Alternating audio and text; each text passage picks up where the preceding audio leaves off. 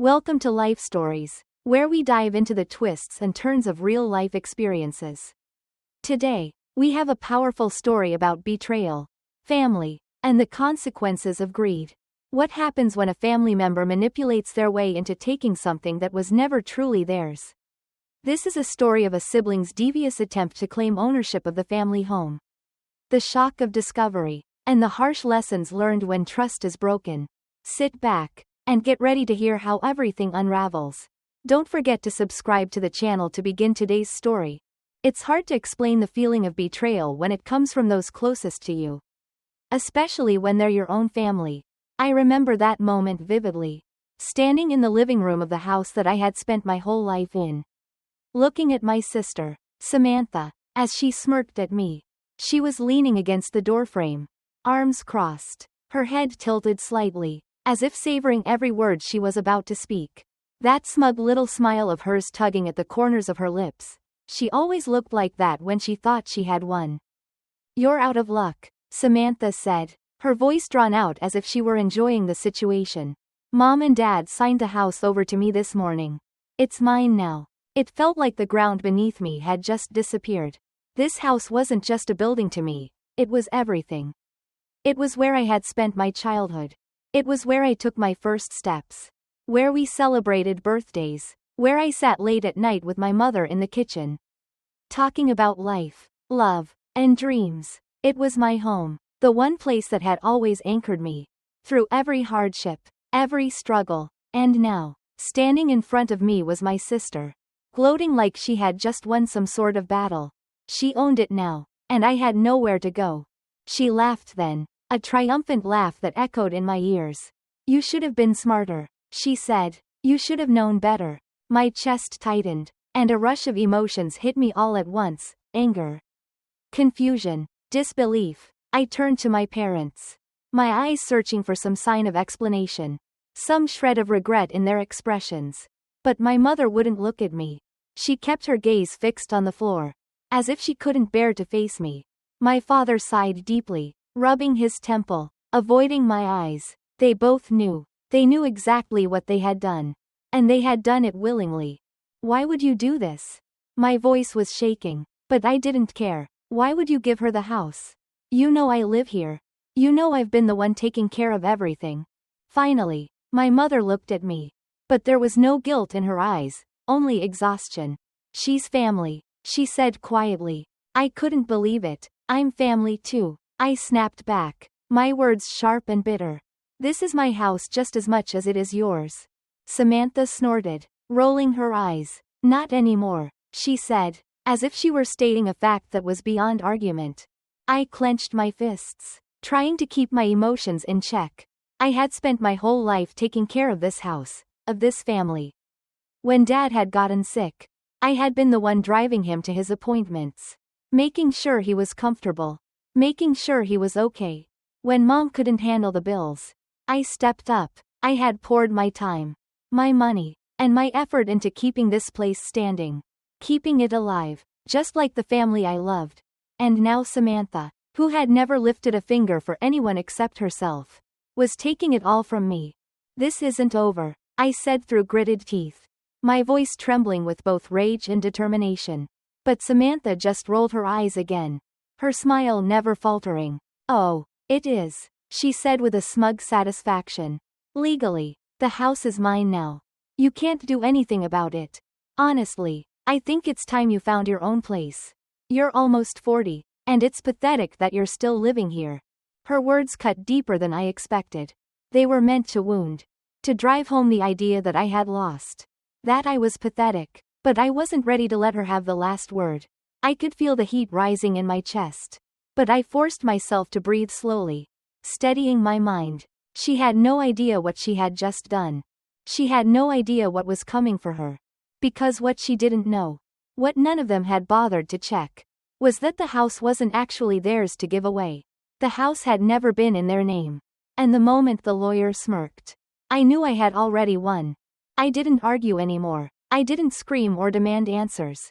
I just stood there, staring at Samantha as she grinned like she had won some great battle. She thought she had outsmarted me. She thought she had manipulated our parents into giving her everything she wanted. She thought she had played the game perfectly. But she had no idea what she had actually done. I took a slow, steadying breath. And then I spoke, my voice calm, even though my insides were a storm of emotions. All right, I said, if that's how you want to play this. Her smile faltered for half a second. But she quickly covered it up, trying to mask her surprise. Oh, it's not about how I want to play. She said, the paperwork's already done. You can whine all you want. But you can't change legal ownership. She really thought she had me cornered. But what she didn't know was that the real battle was just beginning. I turned on my heel and walked out of the room. I didn't slam the door.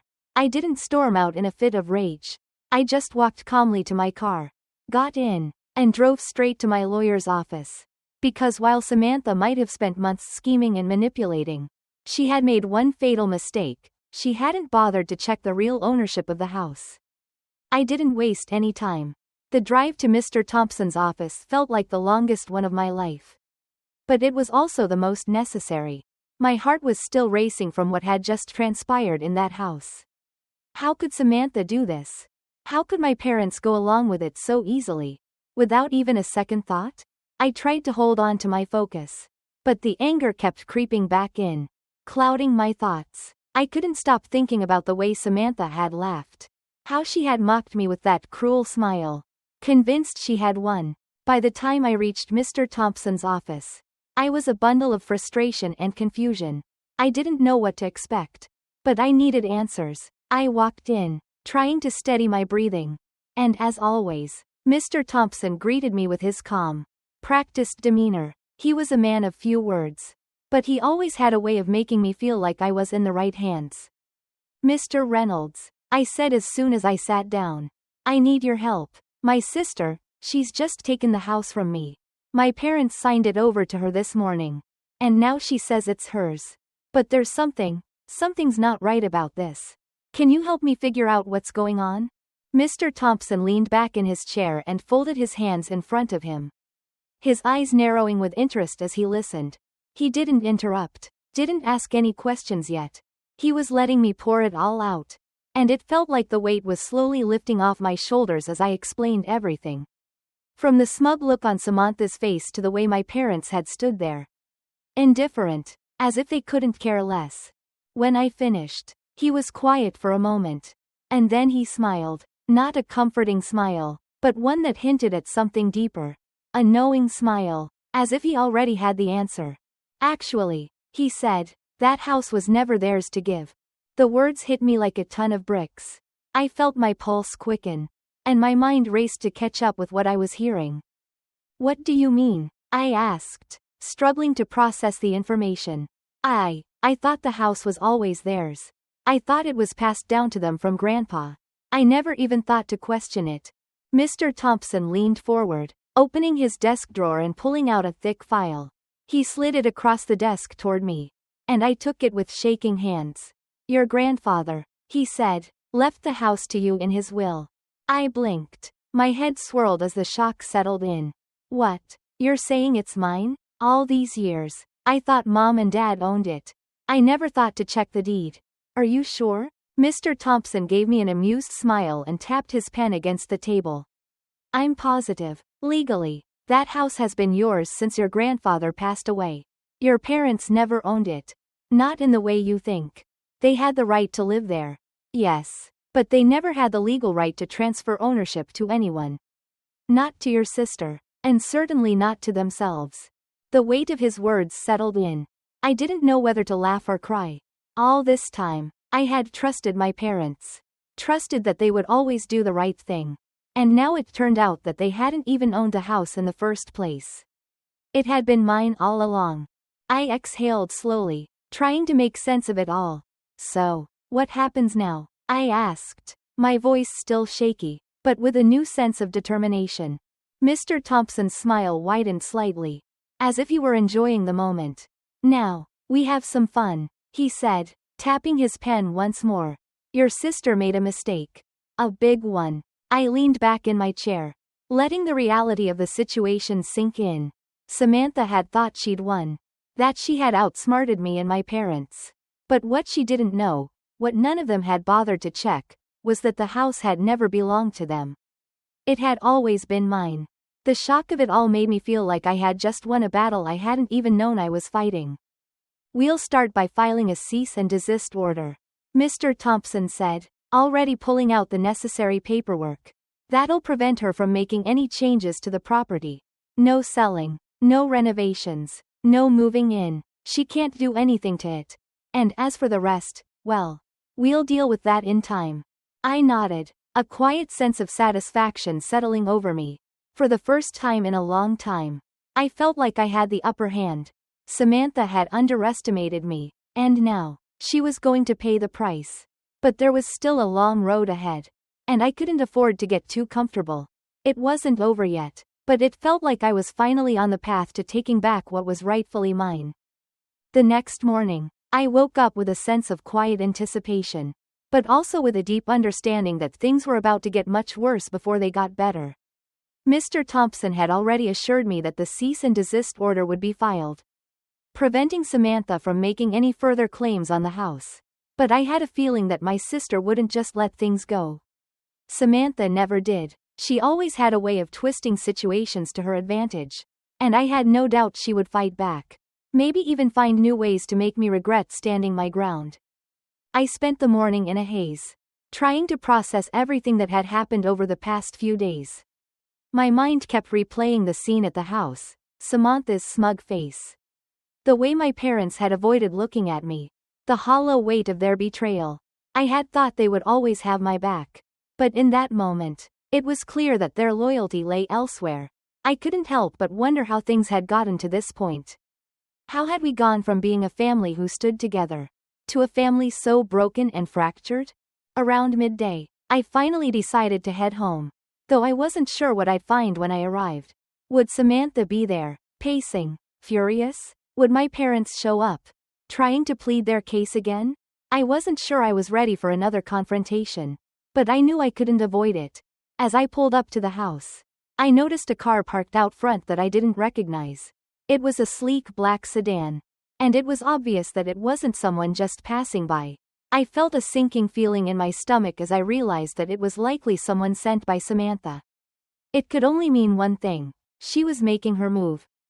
I walked inside, and there she was, standing in the middle of the living room, her hands on her hips, her usual smug expression plastered across her face.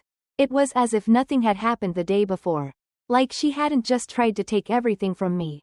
She smiled when she saw me, but it wasn't the smile of a sister who had just won something. No.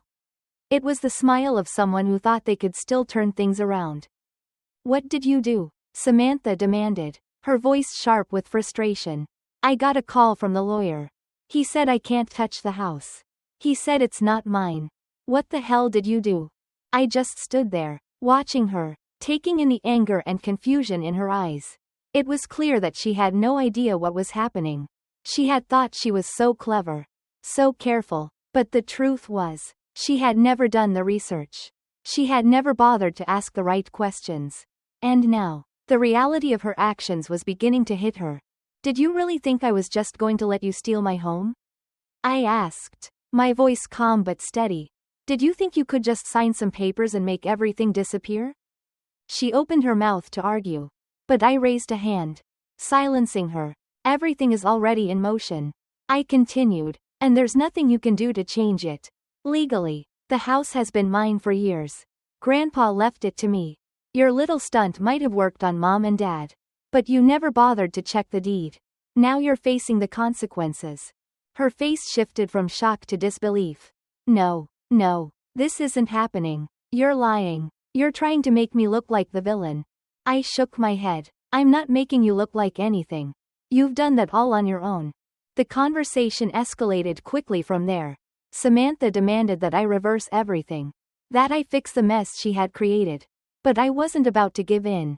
I wasn't going to let her walk all over me again. The day ended with a phone call from Mr. Thompson, informing me that the cease and desist order had been filed. No more meddling. No more attempts to change the ownership of the house. But that wasn't all. Samantha's actions had also put her in legal jeopardy. and Mr. Thompson had already started the paperwork to press charges for fraud. I couldn't help but feel a mix of satisfaction and sadness. I never wanted it to come to this. But I had no choice. Samantha had crossed a line. And now she would have to face the consequences. It was a sobering thought. This wasn't just about the house anymore. This was about family, trust, and what happens when that trust is broken. As I sat there, reflecting on everything that had transpired, I knew that our relationship had irrevocably changed. Samantha had done more than just take the house. She had taken the bond we once shared and shattered it beyond repair. I couldn't predict what would happen next. But I knew one thing for sure. There was no going back. In the end, things didn't go as Samantha had hoped. She had tried to manipulate, deceive, and take something that wasn't hers. But she underestimated the consequences of her actions. The charges of fraud were a harsh reality she couldn't escape. The courtroom had delivered a verdict.